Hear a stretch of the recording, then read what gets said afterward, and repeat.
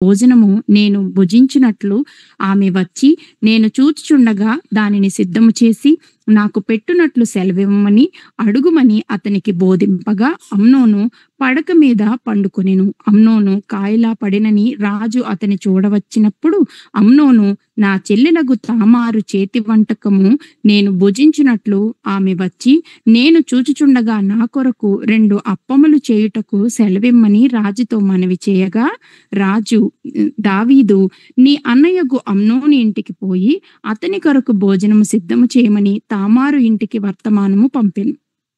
కాబట్టి తామారు తన అన్నయ్యగు అమ్నోను ఇంటికి పోయెను. అతడు పండుకొని ఉండగా ఆమె పిండి తీసుకొని కలిపి అతని ఎదుట అప్పములు చేసి వాటిని కాల్చి బొరుసు పట్టుకుని అతనికి వడ్డింపగా అతడు నాకు వద్దని చెప్పి ఉన్నవారందరూ నా యొద్ద నుండి అవతలకు పొండెనెను. వారందరూ బయటికి పోయిన తరువాత అమ్నోను నీ చేతి వంటకము నేను భుజించున్నట్లు దానిని గదిలోనికి తెమ్మనగా తామారు తాను చేసిన అప్పములను తీసుకుని గది లోపలనున్న తన అన్నయ్యగు అమ్నోను నొద్దకు వచ్చెను. అయితే అతడు భుజింపవలెనని ఆమె వాటిని తీసుకుని వచ్చినప్పుడు అతడు ఆమెను పట్టుకుని నా చెల్లి రమ్ము నాతో శయనించుము అని చెప్పగా ఆమె నా అన్న నన్ను అవమానపరచకుము ఇలాగు చేయుట ఇశ్రాయేలీయులకు తగదు ఇట్టి జార కార్యము నీవు చేయవద్దు నా యవ్వనము నేనెక్కడ దాచుకుందును నీవును ఇశ్రాయేలీయులలో దుర్మార్గుడవుదువు అయితే ఇందును గూర్చి రాజుతో మాటలాడుము అతడు నన్ను ఇయ్యకపోడు అని చెప్పినను అతడు ఆమె మాట వినక ఆమెను బలవంతము చేసి అవమానపరిచి ఆమెతో శయనించెను. అమ్నోను ఇలాగు చేసిన తరువాత ఆమె ఎడల అత్యధికమైన ద్వేషము పుట్టి అది వరకు ఆమెను ప్రేమించినంత కంటే అతడు మరీ ఎక్కువగా ఆమెను ద్వేషించి లేచి పొమ్మని ఆమెతో చెప్పగా ఆమె నన్ను బయటకు తోసివేయుట వలన నాకు నీవిప్పుడు చేసిన కీడు కంటే మరీ ఎక్కువ కీడు చేయకుమని చెప్పినను అతడు ఆమె మాట వినక తన పనివారిలో ఒకని పిలిచి దీనిని నా యొద్ద నుండి వెళ్ళగొట్టి తలుపు గడియవేయుమని చెప్పెను. కన్యకలైన రాజకుమార్తెలు వివిధ వర్ణములు గల చీరలు ధరించువారు ఆమె అట్టి చీర ఒకటి ధరించి ఉండెను. పనివాడు ఆమెను బయటికి వెళ్ళగొట్టి మరలా రాకుండానట్లు తలుపు గడియ వేసెను. అప్పుడు తామారు నెత్తి మీద బుగ్గి పోసుకుని తాను కట్టుకొనిన వివిధ వర్ణములు గల చీరను చింపి నెత్తి మీద చెయ్యి పెట్టుకుని ఏడ్చుచూపోగా ఆమె అన్నయ్యగు అబ్షాలోము ఆమెను చూచి నీ అన్నయ్యగు అమ్నోను నిన్ను కూడినాడు గదా నా చెల్లి నీవు ఊరకుండుము అతడు నీ అన్నే గదా ఇందును గూర్చి చింతపడవద్దనెను. కావున తామారు చెరుపబడినదై తన అన్నయ్యగు అబ్షాలోము ఎంట నుండెను. ఈ సంగతి రాజగు దావీదునకు వినబడినప్పుడు అతడు బహు రౌద్రము తెచ్చుకొనెను. అబ్షాలోము తన అన్నయ్యగు అమ్నోనుతో మంచి చెడ్డలేమియో మాటలాడక ఊరకుండెను గాని తన సహోదరియగు తామారును బలవంతము చేసినందుకై అతని మీద పగయుంచెను.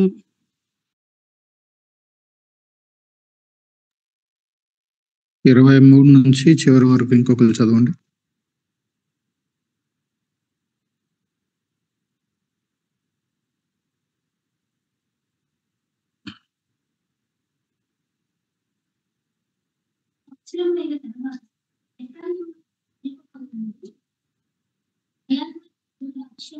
అబ్షాలోము గొర్రెల గుచ్చు కత్తించి కాలము రాగా అబ్షాలోము రాజకుమారులందరినీ విందునకు పిలిచెను. అబ్షాలోము రాజు వద్దకు వచ్చి చిత్తగించుము నీ దాసుడనైన నాకు గొర్రె గుచ్చు కత్తిరించు కాలము వచ్చెను. రాజువైన నీవును నీ సేవకులను విందునకు రావాలని నీ దాసుడనైన నేను కోరుచున్నానని మనవి చేయగా రాజు నా కుమారుడ మమ్మను పిలవవద్దు మేము నీకు అధిక భారముగా ఉంది మేమందరము రాగవద్దని చెప్పినట్లు అబ్షాలోము రాజును బలవంతం అయితే దావీదు వెళ్ళనులక అబ్షాలోమును దీవించి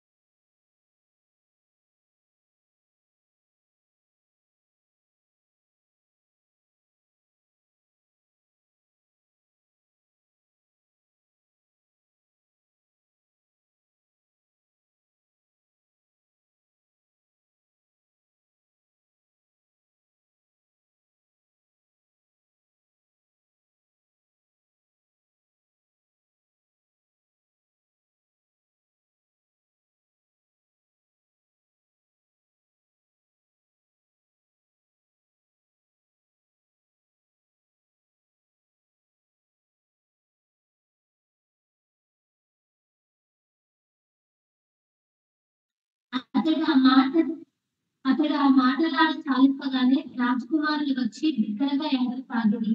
రాజును అతని సేవకులందరూ దీనిని చూచి బహుగా ఏడ్చిరి.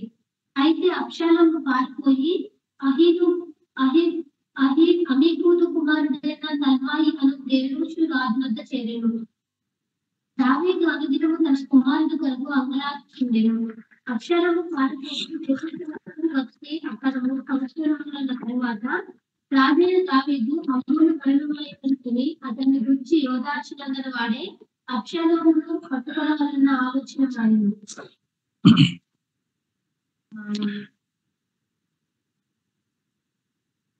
ప్రార్థన చేసుకుందాం. ప్రేమగల తండ్రి, వాక్యం మీది, మేము ఈ వారం మీ వైపు చూస్తూ ఉన్నాం. మీరు మాతో మాట్లాడండి, మీరు మాకు బోధించండి. మీ వాక్య సత్యాలను ప్రభువా మేము నేర్చుకొని గ్రహించి ఆ చొప్పున ప్రార్థన చేయడానికి కృపను అనుగ్రహించండి. మీ చేతులకు అప్పగిస్తూ యేసుక్రీస్తు ప్రభు నామమున ప్రార్థించి వేడుకుంటున్నాం తండ్రి, ఆమేన్. సో మొదటి 4 వచనాలు లాస్ట్ టైం మనం చూసాం. దావీదుకున్నటువంటి బహుభార్యాతత్వము, అనేక మంది భార్యలు కలిగి ఉన్నారు. అందులో తన తొలి సంతానము అమ్నోను. సో లాజికల్ గా మాట్లాడాలంటే దావీదు తర్వాత నెక్స్ట్ కింగ్ ఎవరు అని అంటే అమ్నోను. తర్వాత రెండవ వాడు ఒకడున్నాడు, అతడు ఆల్రెడీ చనిపోయాడు చిన్న వయసులో. సో కొడుకుల వరుసలో 3వ కొడుకు ఎవరు అని చూస్తే అబ్షాలోము 3వ వాడు. ఈ తామారు అబ్షాలోంకి సొంత చెల్లి. వీళ్ళిద్దరూ ఒక తల్లికి పుట్టినటువంటి వాళ్ళు. ఇది మనకి 3వ అధ్యాయము 2-3 వచనాలలో చూస్తాం. సో ఇక్కడ ఈ రకంగా తన యొక్క, అయితే వీళ్ళందరూ కూడా వాళ్ళ యొక్క బ్యాక్గ్రౌండ్స్ చూసినప్పుడు వాళ్ళు కూడా రాజకుమార్తెలుగా ఉన్నారు కాబట్టి వీళ్ళందరూ కూడా వేరు వేరు ప్యాలెసెస్ లో ఉంటున్నారు. ఓకే, మన భాషలో చెప్పాలంటే అపార్ట్మెంట్ అందామా, లేకపోతే ఒక డ్యూప్లెక్స్ అందామా. ఈయన రాజు, అందులోనూ బాగా ధనవంతుడు కాబట్టి వీళ్ళకి ఎవరెవరికి అందరికీ వేరు గృహాలు ఉన్నాయి. అయితే ఇక్కడ మనకి ఒక విషయము కొంచెం మాట్లాడటానికి కూడా ఇబ్బందిగా ఉంటుంది. బట్ స్టిల్ జరిగిన సంఘటన అది, దేవుని వాక్యం అది. సొంత అన్న వరుస అవుతాడు, ఒక రకంగా పిన్ని కూతురు, అంతే కదా. ఇతని తల్లేమో దావీదుకి పెద్ద భార్య, తర్వాత భార్య కలిగిన వాళ్ళు కాబట్టి పిన్ని కూతురు, చెల్లి.